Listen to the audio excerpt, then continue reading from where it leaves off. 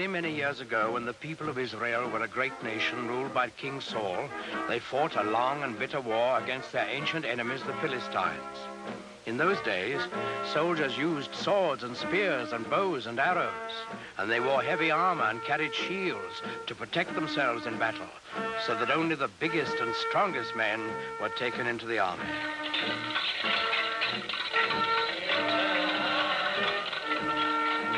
Well, in this war, the Israelites and the Philistines were pretty evenly matched. They fought many hard battles, and each side lost many men, but neither side could completely conquer the other. Then one day, while the Philistines were camped on one side of the great valley and the Israelites on the other, there came out to the camp of the Philistines a champion of their cause, a huge giant, taller and stronger and bigger than any man anyone had ever seen.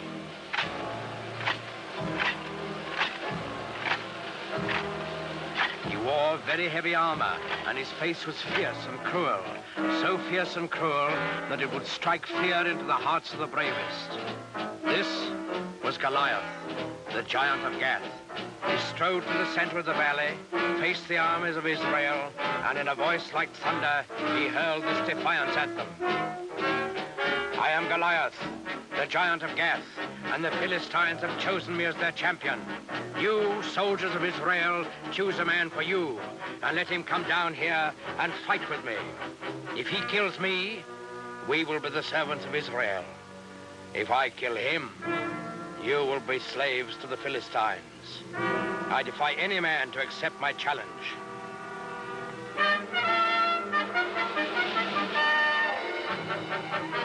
When the men of Israel saw Goliath and heard his defiant challenge, they were afraid, for they had no one to match his size and strength. Not one among them dared go down and do battle with the giants. Not, that is, until the shepherd boy David heard Goliath's challenge. Now, David was just a boy. He knew nothing about swords and spears and fighting wars. But he was a thoughtful boy, too, and a good boy, because he believed in God and trusted in him. So, when he heard Goliath defying King Saul's army, he turned to his brothers and said, "In defying the army of Israel, Goliath defies God. Is there no one here to go out and do battle against the enemy of the Lord?" David's brothers were first surprised and then angry at him. "Go back to your flocks and leave wars to fighting men." But David wouldn't be put off. "I will do it," he said. "Send word to King Saul. Tell him that I will go down into the valley and do battle with Goliath the giant." When the king saw how determined David was, he gave him his blessing and offered him his own royal armor and sword. But David wouldn't take them. He wasn't a soldier. Instead, he went to a nearby stream and selected 5 smooth stones. He put these in his shepherd's bag. He took his stick in his left hand, and in his right hand he held a slingshot. That's all. With both armies looking on, excited and expectant, David went down into the valley to meet Goliath. They met in the middle of the valley. David looking up at the giant, confident and unafraid, and Goliath looking down on the unarmed boy with eyes full of hatred. Suddenly, the giant Philistine roared in a terrible fury. "I have defied all the armies of Israel to give me a man to fight, and they have sent a boy against me. What? Am I a dog that you come against me with a stick?" David answered him calmly.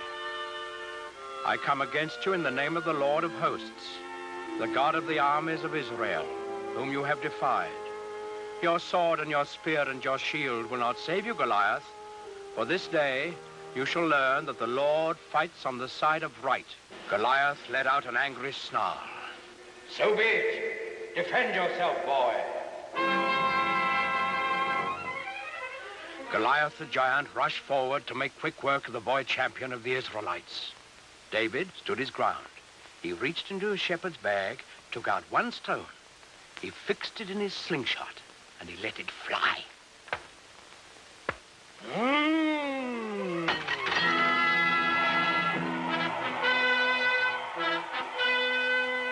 giant was dead, and the simple shepherd boy, who trusted in God, had done what all of King Saul's army hadn't been able to do. David lifted his eyes to heaven, and he whispered a prayer.